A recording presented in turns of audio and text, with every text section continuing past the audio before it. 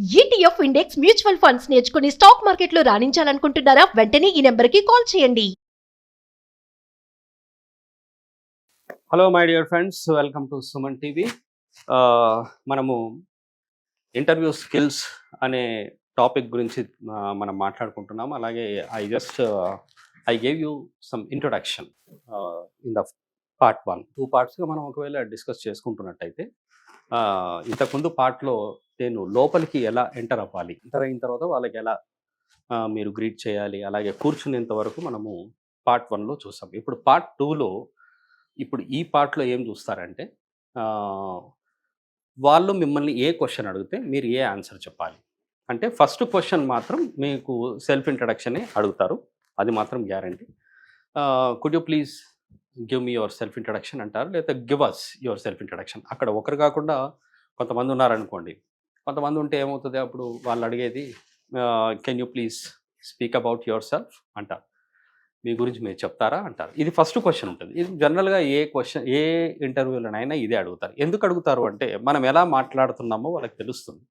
మన పర్సనాలిటీ ఎలా ఉంది, మన నాలెడ్జ్ ఎలా ఉంది, అలాగే మన టాకింగ్ స్టైల్ ఎలా ఉంది, మన ఎక్స్ప్రెషన్స్ ఎలా ఉన్నాయి, ఇవన్నీ చూస్తారనమాట. ఆ తర్వాత మనం అక్కడ నుండి నడుచుకుంటూ వస్తుంటేనే వాళ్ళకు చాలా వరకు తెలిసిపోతుంది మన పర్సనాలిటీ, మన క్యారెక్టర్ ఎలా ఉందో.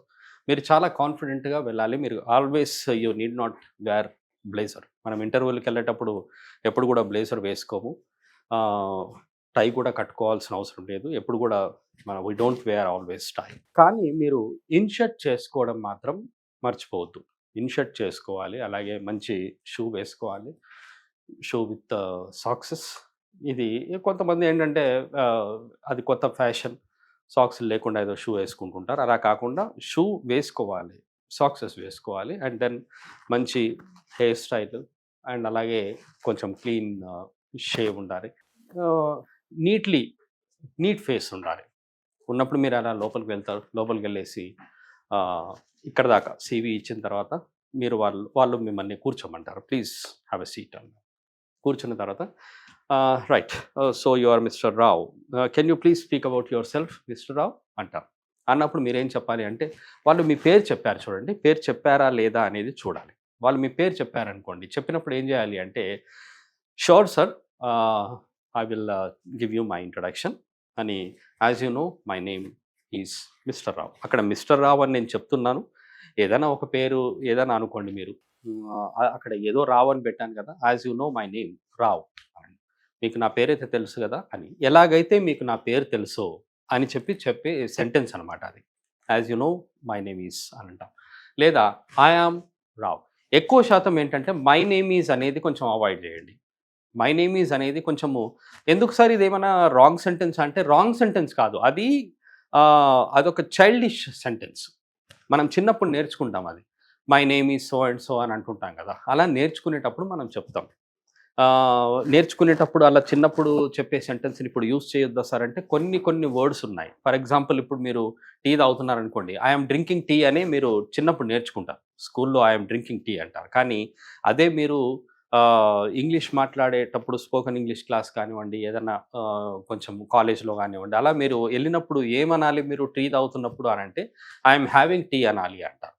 ఐఎమ్ హ్యావింగ్ టీ, లేదా ఐఎమ్ హ్యావింగ్ కాఫీ, లేదా ఐఎమ్ టేకింగ్ టీ అనొచ్చు. I'm taking tea, I'm taking coffee. అలాగే మీరు భోంచేస్తున్నప్పుడు మనము నేర్చుకునేటప్పుడు చిన్నప్పుడు స్కూళ్ళల్లో వాళ్ళు ఏం చెప్తారు, ఐఎమ్ ఈటింగ్ లంచ్ అంటారా? మీరే చూడండి, ఐఎమ్ ఈటింగ్ లంచ్ అంటారు, లేదా ఐఎమ్ ఈటింగ్ డిన్నర్. మీరు నైట్ టైం భోజనం చేస్తుంటే దాన్ని డిన్నర్ అనాలి, మరి మధ్యాహ్నం చేస్తుంటే లంచ్ అనాలి అంటారు. I'm eating lunch, I'm eating dinner అంటాం. కానీ ఇక్కడ అలా కాదు. ఇక్కడ ఏమనాలి అంటే, మై నేమ్ ఈజ్ అని అక్కడ పక్కన పెట్టేసి ఐఆమ్ అనాలి. ఇది కొంచెం కరెక్ట్గా ఉంటుంది అనమాట. ఐఆమ్ రావ్ అన్న తర్వాత మీరు నెక్స్ట్ సెంటెన్స్ చెప్పాల్సింది ఏంటి అంటే, ఇమీడియట్లీ పేరు చెప్పిన తర్వాత మీరు క్వాలిఫికేషన్ చెప్పాలి. మీ గురించి మీరే మాట్లాడాలి. Can you give me yourself introduction అంటే, సెల్ఫ్ ఇంట్రడక్షన్ అంటే మీ గురించి మీరు మాట్లాడడమే, వేరే వాళ్ళు మాట్లాడారు. అలాగే వేరే వాళ్ళ గురించి కూడా మాట్లాడద్దు. మీరు మీ ఫ్యామిలీ మెంబర్స్ గురించి మాట్లాడాలనుకుంటారు, అలా కూడా మాట్లాడద్దు. మీరు ఫస్ట్ పాయింట్ చెప్పాల్సింది మీ పేరు చెప్పాలి. As you know my name is and so అని చెప్తారు. చెప్పిన తర్వాత క్వాలిఫికేషన్ చెప్పాలి. చెప్పిన తర్వాత క్వాలిఫికేషన్ ఎలా చెప్తారు సెంటెన్స్ అంటే, ఐఎమ్ అని చెప్పండి. I'm MBA, I'm an MBA, I'm an MCA, I'm an MSc, I'm an MCom, I'm PG.